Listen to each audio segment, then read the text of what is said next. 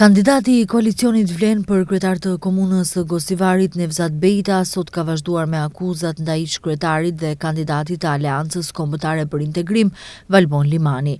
Bejta tha se edhe pse janë ndarë mjete për zbukurimin e qytetit për vitin e ri, megjithatë qyteti nuk është zbukuruar. Gjatë qeverisjes së Arben Taravarit, për zbukurimin e qytetit janë harxuar me qindra mijë euro.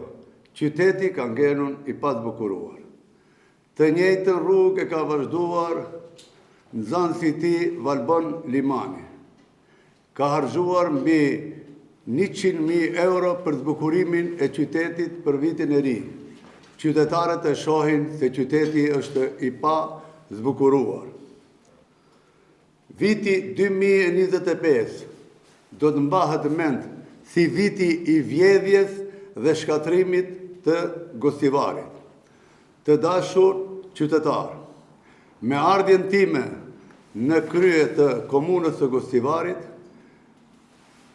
Gosivari për vitin e ri do të shkëlqejë, kriminaliteti do të zhduket, arka e buxhetit komunal do të mbushet, pastërtia do jetë në nivel shumë të lartë, do realizohen projekte të mëdhaja, rrugët do të rregullohen, nuk do të ketë gropa në fshat dhe në qytet.